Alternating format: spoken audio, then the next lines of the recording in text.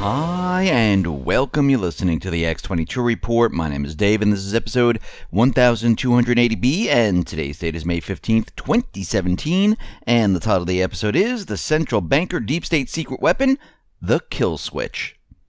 Let's get into the economic collapse, political and geopolitical news.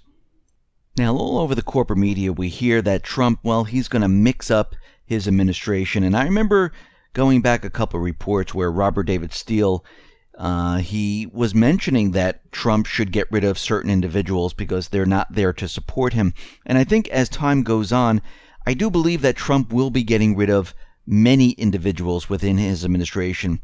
And we already see that Matt Drudge was also out there saying that Trump needs to clean house. And the question is he listening to these people? Because it seems like he's doing exactly what they told him to do.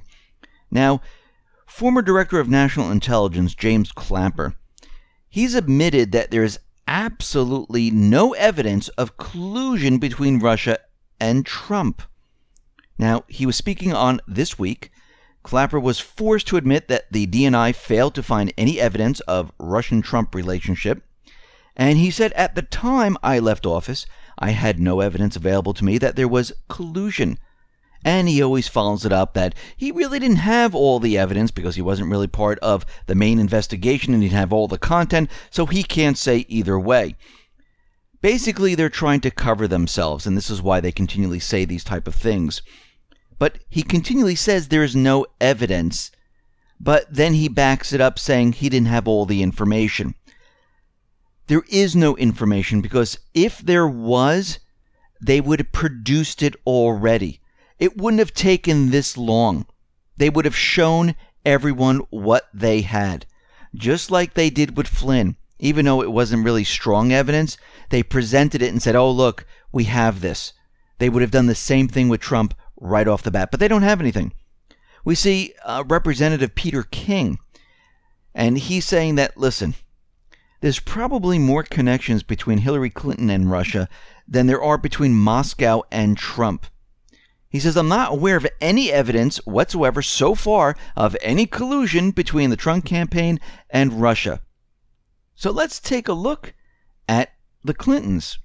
Well, we know that we have the Clinton Foundation. No, it's not located in Russia. But if we look at Bill Clinton, for instance, he received $500,000 in 2010 for a speech he gave in Moscow. Collusion with Russia. And that was paid by a Russian firm, Renaissance Capital, that has ties to Russian intelligence, which has ties to his wife because he's married to her. The Clinton Foundation took money from Russian officials and oligarchs. The foundation also received millions of dollars from Uranium One, which was sold to the Russian government in 2010. Giving Russia control of 20% of the uranium deposits in the U.S. The sale required approval from Hillary Clinton's State Department. What's more, at least some of these donations weren't disclosed. Let's look at John Podesta. In March, well, long after the election was over, it was revealed that Mrs. Clinton's campaign chairman had failed to disclose the receipt of 75,000 shares of stock from a Kremlin finance company, for which he served as a director from 2010 to 2014, when he joined the Obama White House in 2014. Russian collusion. So there looks like there's more Russian collusion with the entire Clinton family than there is with Trump.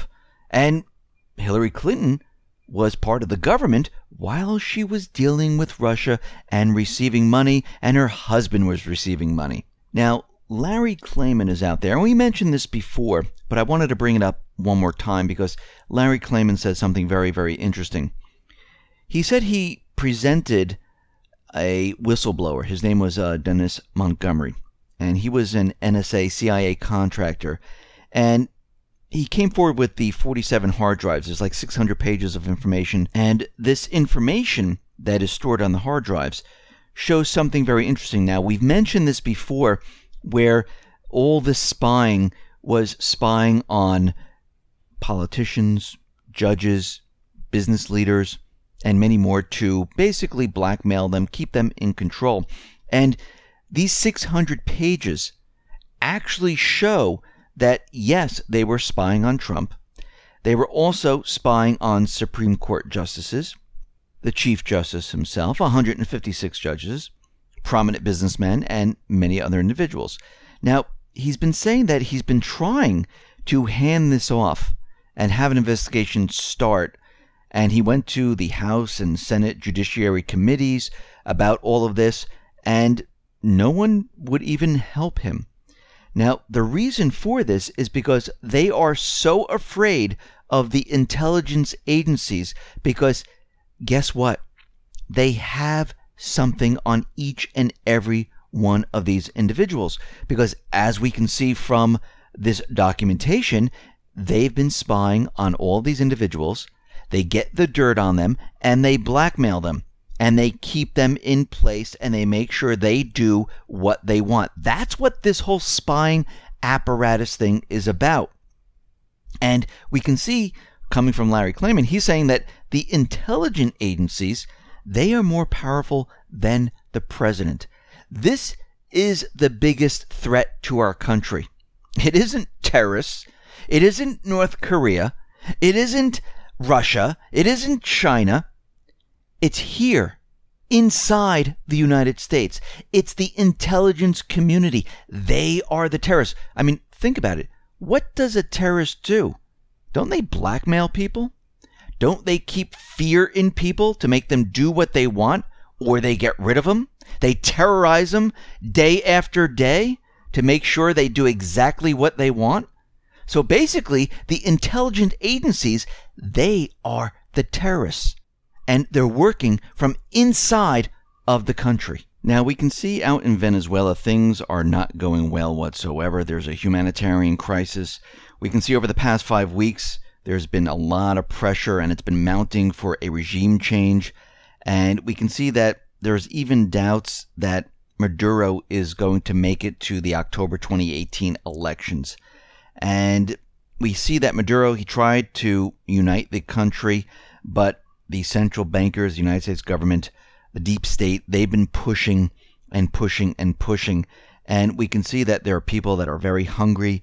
Riots, they're breaking out almost every single day.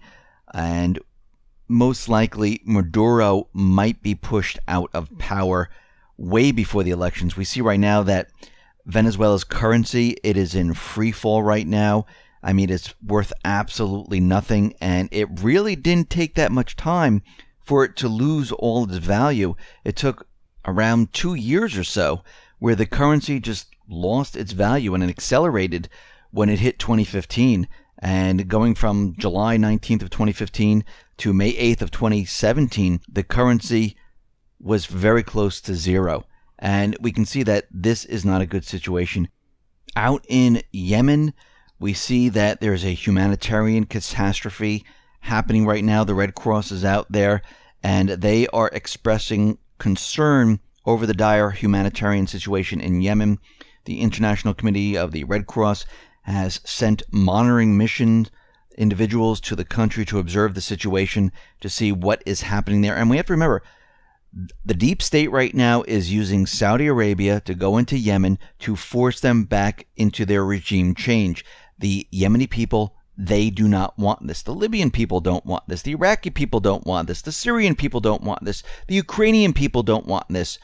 All of these countries, they don't want another country picking their leaders. And this is exactly what the United States does. We see North Korea, well, they blasted off another ballistic missile, and they're saying it's a new type where this missile can hold a nuclear warhead. And of course, they are very nervous. I mean, any country would be nervous, because you're looking at the deep state. You know what they've done to other countries. You know they've destroyed other countries, and you know that they have regime change. If you were that country, you would protect yourself too. Of course, the corporate media and the deep state, they're making it seem like, oh no, North Korea is going to attack us. No, what they're doing is they're setting up defensive weapons to make sure the deep state can't come into their country. This is why they're continually firing off missiles. This is why they're testing so rapidly. I mean, they've been doing it for quite a while, but the CIA, the intelligence community, they want to get into this country as fast as possible. They're trying to start a war. And I wouldn't be surprised if they have some type of an event. Now, Putin said something very, very interesting, and he spoke about the latest North Korean missile test during a Chinese economic summit, and he's told the world leaders to stop intimidating North Korea. He said, "We are categorically against the expansion of the club of nuclear powers.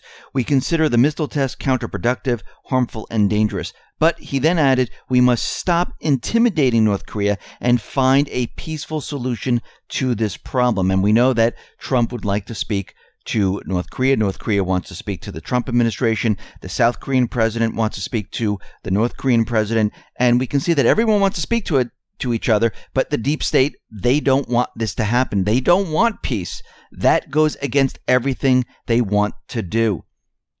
Now we see that Germany, they are looking to remove themselves from the Incirlik air base, and they're looking to relocate its troops from the Turkey air base following the recent refusal by Ankara to allow German MPs to visit soldiers stationed there.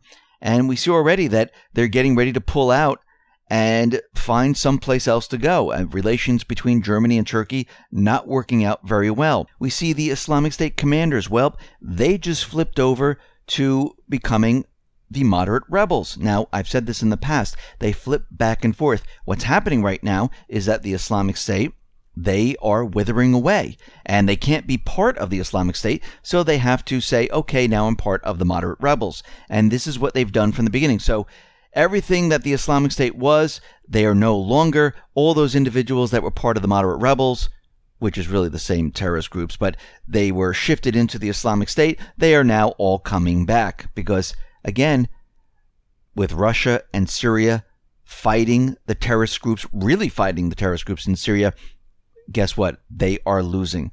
We see Syria, they have deployed troops to the border with Jordan, and we see that they're protecting themselves because they're hearing word that there's going to be some type of invasion. We see already that the 42nd Brigade of the 4th Mechanized Division is redeploying near the Golan Heights. And the reason why all this is happening right now is because they are getting prepared for some type of invasion. They don't know what it is. They don't know who it's going to be. Well, they kind of know who it's going to be. It's going to be the United States, the coalition forces, Israel, and the rest. And we don't know if it's going to be paid mercenaries, a mixture of them with the U.S. troops and the coalition forces. But we can see that something is building. We see Trump right now, well, he's taken the baton away from General Mattis and McMaster's, and he's given it to Tillerson. He wants Tillerson to work with Sergei Lavrov on the whole entire peace deal in Syria. And we can see right now that the United States is going to be part of the Astana peace talks. And we can see right now that McMaster's and Mattis, they are completely out. Tillerson will be dealing with Lavrov to calm the situation down. Now, we can see that Deep State, they are pushing their agenda. Remember, their agenda is to get into Syria. They have never stopped wanting that. That is still their goal. They are out there in the State Department. Stuart Jones, the acting Assistant Secretary of Near Eastern Affairs, came out and said, yes, we have no evidence, but we do believe, because we have these pictures, we really don't know what they are, shows that, yes, Assad is now taking prisoners and basically murdering them and then burning the bodies. And of course, what do they use as evidence? They have credible sources. And they believe that many of the bodies have been disposed in mass graves. I mean, this is the evidence they're handing out. This is what they're telling. They're not showing any linkage. They're not showing any proof. They went on to say that the department conceded that photographs taken over the course of several years, beginning in 2013, do not definitely prove the building is a crematorium. They really don't know what it is. And they're just out there throwing this around, hoping to get some traction. Now, we do see U.S. and British forces. They've entered the southern part of Syria, and they've done this on Sunday while traveling through the Tanf border crossing in the Homs Governorate. And based on the reports released by the Smart News Agency, approximately 150 U.S. and British military personnel entered Syria alongside the Free Syrian Army, which is very interesting. Now, we know over the weekend there was this gigantic cyber attack. We talked about it. Is this the deep state holding the entire world for ransom? And what we're seeing right now is that many of the countries were hit. There's more than 200,000 computers right now, and at least 50 countries that have been so far infected. And this is coming from the Europol, European Union Law Enforcement Agency. And we see right now that this is all because of the intelligence agencies. Now, it's either they're causing it, and they're the ones who did this, to show these countries what they're capable of doing, or someone found the security hole breach and they used it, and criminals are using this to their advantage. And again, the United States is to blame because, as we know, they have security holes in every single system, and it's only a matter of time before criminals find this out. But what I find very interesting about all of this is that actually Trump and those individuals that want to take down these intelligence communities, take down the neocons, they can use this to their benefit because they can see what the intelligence agencies do. They create these things, they create these security breaches, and they allow criminals in to do this type of stuff. And actually, they can rein them in if they were smart. But what's very interesting about this is to understand what happened here. In a matter of hours, countries were stopped in their tracks. China, ATM machines frozen. Hospitals went dark. If they can do this on this type of scale, think about what they can do with the world, with the banking system. And we know they've been planning this for a very long time. We know that they will use whatever they have to blame this on another group, another person, or anyone, or any type of entity. And the only way to basically show that they're not responsible for the economy going down is to use some type of cyber attack. Remember, they have kill switches for the stock market, the S&P 500. They have it for the BAT system. They developed this a long time ago. Remember, British and U.S. agents, they've been carrying out mock cyber attack war games. The Bank of England and the commercial banks in the City of London and on Wall Street, they were part of these tests. And what we're seeing right now is a system which they can bring down in a split second, which means all funds, all digital currency, they can completely wipe out, and they can blame it on someone else. This is their kill switch for the system. This is what I'm talking about, how they can take this system down in a split second. Now, if they figure that Trump is going and winning and he's bringing down the system, and the good guys and part of his administration, they're bringing down the system, they might go ahead and try to bring down the system in this manner, where they'll freeze everything. They'll say it wasn't them. They might even blame it on Trump. They might blame it on North Korea. Who knows? Doesn't really matter at this point. But the point is, they will make sure that they're not blamed for it. Then they'll make it look like they're coming to the rescue. And you can see how this whole thing can unfold right now. Now remember, their job, the deep state, the central bank, their job right now is to create an instance where they can create war if they can't get that started.